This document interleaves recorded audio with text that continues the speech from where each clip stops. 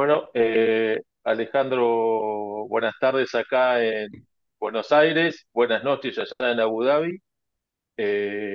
Para los que obviamente ya son muy conocidos, pero vamos a hacer la presentación para el analista que vamos a entrevistar al magíster Alejandro Casaglia, especialista en Medio Oriente y en especial en terrorismo de etiología yihadista. Bienvenido, Ale, te agradezco el tiempo y que la disposición para participar en esta mini entrevista vinculada obviamente al conflicto Irán-Israel. Así que dale bienvenido.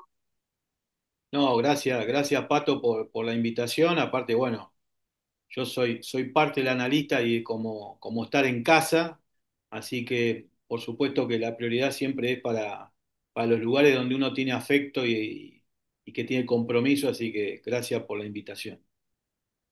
Así que bueno, un poco para empezar con esta situación que se ha producido ahora del cese del fuego entre este conflicto.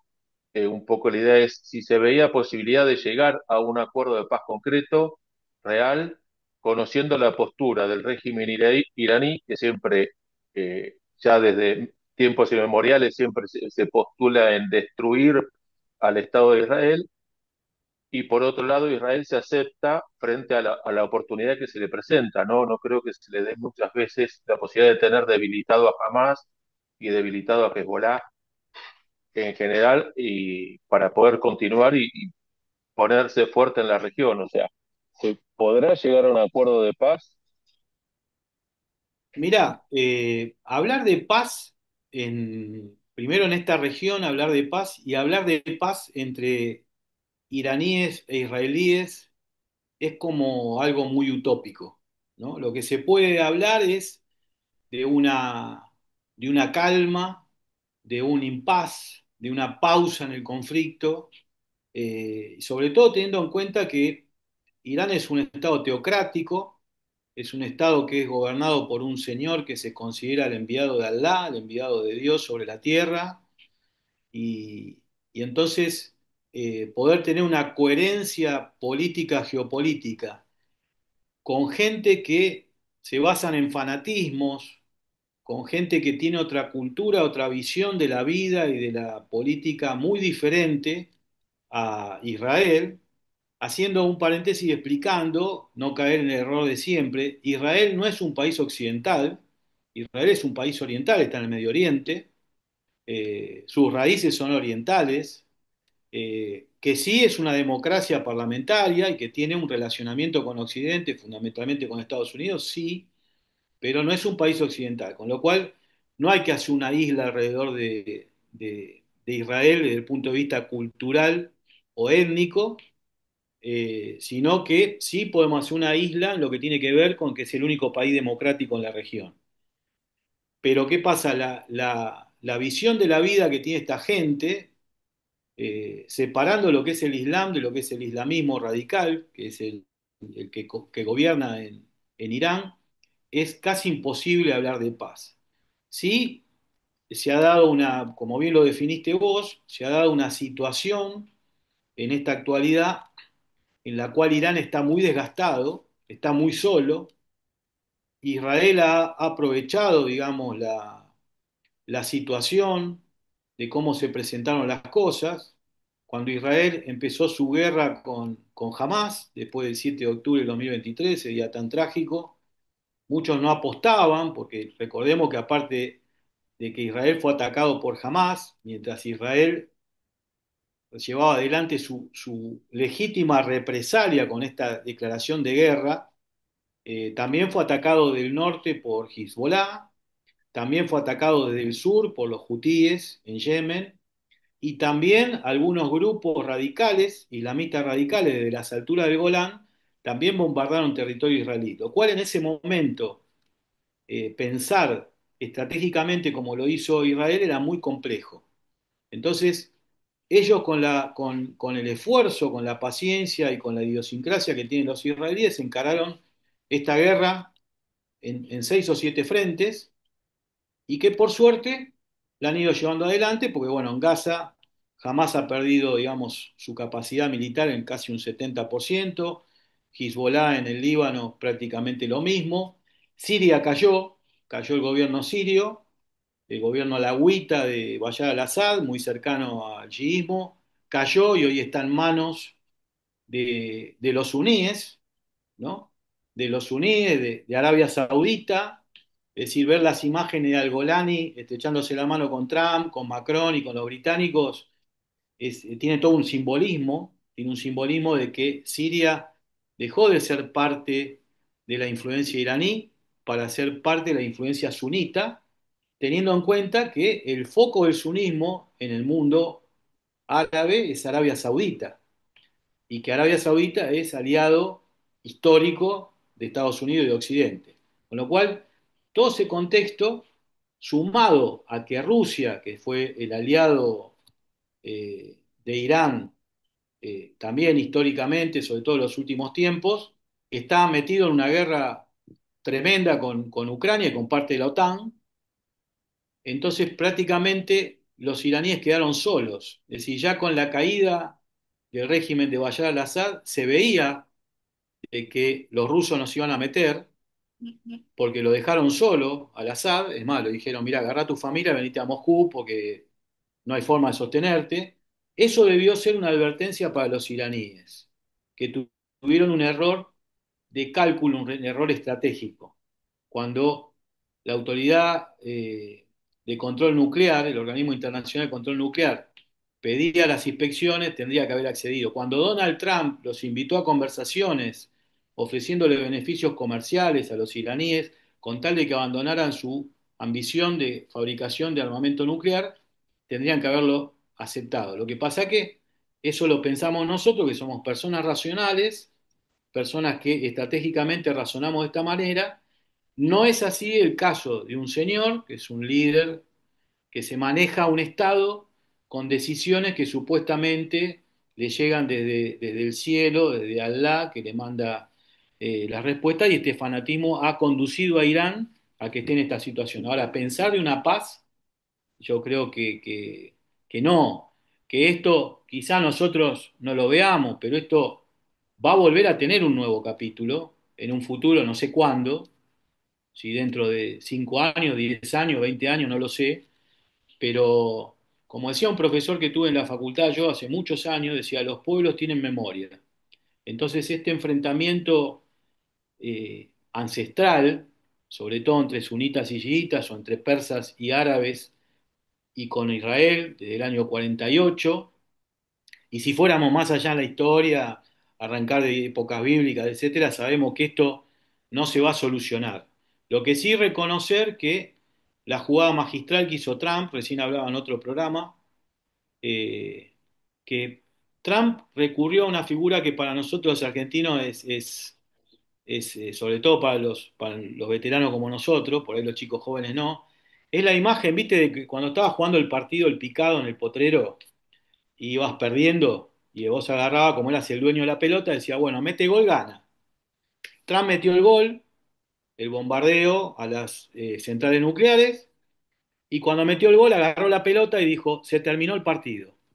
Entonces Donald Trump no solamente logró su objetivo, más allá de su excentricismo, evidentemente tanto él como sus asesores, con una evaluación estratégica brillante, no solamente metió el gol del partido, que fue acabar con o por lo menos destruir gran parte de la infraestructura de las centrales nucleares, sino que le puso el nombre a la guerra, dijo, esta es la guerra a los 12 días, y le puso finalización a la guerra. Y agarró a los dos contendientes principales y le dijo, se terminó. Incluso después del bombardeo que hizo esta madrugada Irán en Israel, lo llamó a Netanyahu y le dijo, no respondas. ¿Eh? Con lo cual hay que ver si después se obedece esto o no. Pero bueno, digamos que hablar de un contexto de paz es imposible, pero el contexto actual es mucho más estable y mucho más predecible que hace una semana atrás. Y después te quería preguntar, siempre vimos que Irán se mostró públicamente con todo ese armamento que publicaba, misiles de largo alcance hipersónico, toda esa muestra de poder. Eh, lo que pasó hasta ahora, ¿fue limitado, medido o realmente Irán no tiene todo lo que dice? No, hay que tener Sé que en es una cuenta, pregunta difícil porque son cosas todas secretas y hay elementos que claro. uno no tiene, pero como que Irán jugó fuerte o digamos, bueno, te contesto y me mantengo ahí a ver qué pasa. Sí, yo creo que más allá, digamos, de un análisis militar, como decís vos, porque hay que ver lo que los países dicen que tienen y hay que ver cuál es la realidad de lo que tienen, sí hay que tener en cuenta que en total Irán lanzó alrededor de 500 misiles a territorio israelí, lo cual no es moco de pavo, eh, pero sí me parece que tuvieron un error estratégico fundamental, de haber creído de que esto les iba a salir gratis, me parece que ahí donde fallaron. Eh, Cuando vos te haces el guapo, tenés que tener un respaldo, porque después la postura de guapo se acaba. Y acá lo que quiso hacer Irán fue una demostración de guapesa, pensando que el hermano mayor, que Rusia iba a salir a respaldarlo, y bueno, ahí es donde cometieron el error estratégico. Y eso que tuvieron, como mencioné hace un rato, tuvieron el escarmiento de Siria. Es decir, cuando ellos vieron que a Bashar al-Assad le soltaron la mano, tendrían que haber hecho un cálculo y decir, nos puede pasar lo mismo. Y entonces tratar de haber hecho una negociación o estirar las negociaciones y del otro lado no, al revés. Tanto Israel como Estados Unidos vieron el momento propicio de hacer los ataques. Con lo cual a mí me parece que Irán ha quedado debilitado. Por supuesto, no creo que se hayan quedado sin armas, ni que se hayan quedado sin ganas de pelear. Recordemos que es una civilización de las más antiguas, los persas, y que es una civilización que se ha construido a través de los siglos con poder militar, ¿no? O sea, podemos recordar los grandes militares y estrategas y emperadores de la antigua Persia. Pero a mí me parece que han quedado muy debilitados, aparte tener en cuenta que los proxies que ellos tenían, como Hezbollah, Hamas, han quedado muy debilitados y creo que los próximos en seguir el mismo camino son los hutíes en Yemen. De hecho, yo pensé que en algún momento los hutíes iban a atacar algunos barcos ahí frente a Djibouti, donde están las bases militares europeas, como para tratar de bloquear el acceso al Mar Rojo. Sin embargo, no lo hicieron y por algo habrá pasado. A mí me parece que los hutíes van a seguir el mismo camino que Hezbollah y Hamas. Eh, por supuesto, es gente que nunca la tenés que dar por vencida, eh, porque viste, cuando vos le das la posibilidad de renacer de las cenizas, es gente con siglos de historia, con siglos de guerras y con un espíritu guerrero que si los dejas respirar van a resurgir. Pero por ahora me parece que la capacidad de Irán, incluso Irán, el problema que hay que tener, evaluar es el problema interno que va a tener, ¿no? Porque ya hay sectores moderados de Irán que se están cuestionando el sistema teocrático, el poder de los ayatolá, entonces hay que Un ver poco cómo le va a Irán. la pregunta que tenía, porque bueno, has respondido un poco la temática, las preguntas que tenía para hacerte, y un poco para cerrar era esa, la caída del régimen teocrático, qué papel jugaba la comunidad musulmana en por ahí apoyar para que lograra un equilibrio, no mil veces como nos has enseñado, no forzar o querer imponer un sistema democrático como Occidente, porque es otra cultura, es otro sistema, pero para lograr este equilibrio, que vos decís, internamente Irán, el futuro será que este régimen caiga, pero desde adentro, no desde afuera, o sea, desde afuera no sé si se puede lograr. Sí, vos fijate que yendo más cerca, cuando hablamos del problema de Venezuela, ya los estrategas americanos siempre viven diciendo que el régimen venezolano se va a caer cuando haya una rebelión desde adentro. Nadie piensa en una invasión, una guerra, etcétera. Yo creo que el tema en Irán es un tema que viene desgastado hace mucho. Recordemos las manifestaciones de las mujeres quitándose el hijab en la vía pública. Recordemos ese jugador del seleccionado iraní en el Mundial que ganamos nosotros hace un par de años en Qatar, cuando se manifestó, después lo metieron preso, lo querían matar, bueno, lo metieron preso, cuando se manifestó públicamente en contra de determinadas cuestiones que tienen que ver con la opresión del pueblo y que ya llega un momento que no se la bancan, teniendo en cuenta que la cultura persa es una cultura muy avanzada, una cultura que ha hecho historia y que ha tenido una época de esplendor antes de convertirse en el régimen teocrático, y que en algún momento hay que ver que ya no, que esa situación ya no corre más, que esto de recurrir al poder divino, de las revelaciones que me da, se está acabando. Y vos fijate que incluso hasta los grupos terroristas más radicales, no hablan de eso. Vos fíjate que jamás, por ejemplo, cuando propone la creación de un Estado palestino, está hablando de la creación de un Estado palestino laico. Eso es una pista. Cuando vos ves que Al-Golani se pone un traje de alpaca y se va y se entrevista con los líderes de Occidente, y no habla en ningún momento de la instalación, como pasa en Afganistán, ¿no? Que es otra cuestión, de la instalación de un régimen califal. No se habla de eso porque se dan cuenta que eso ha tenido fracasos recurrentes a través de la historia. Ahora, habrá que ver el poder que tiene la oposición para en algún momento producir una revolución que derroque. Por supuesto, yo coincido con vos, no es una región del mundo para hablar de democracia. Las primaveras árabes terminaron haciendo desastres. Vos pensás que todas las rebeliones que hubo en los países árabes terminaron, vos fíjate, en Egipto, cuando se hizo el llamado a elecciones, ¿quién ganó? La hermandad musulmana. Y terminaron promoviendo un golpe militar para derrocar, porque claro, ¿qué pasa con la hermandad musulmana? Y lo mismo que pasa en Irán, con tipos fanáticamente religiosos que se piensan que pueden controlar un país poderoso como Egipto apelando a los designios divinos. Bueno, no se les permitió, por suerte. El único país que se democratizó, entre comillas, fue Túnez. Y el año pasado acá, cuando vine en Ramadán, acá a Emiratos, me encontré con un par de amigos tunecinos que se venían a radicar acá. Y le preguntaba por qué. Me dice, porque la democracia en Túnez ha convertido al país en el país más corrupto, más inestable del Magreb islámico. Bueno, no están preparados para la democracia. Con lo cual, hay que ver cómo pasa en Jordania. Jordania vos vas, el pueblo ama a su rey y a su reina se muestra en público con el cabello suelto, vos en Jordania te paseás por las calles, te sentás en un bar y tomás vino y nadie te va a decir nada. Marruecos más o menos lo mismo. Acá Emiratos Árabes, un país totalmente moderado.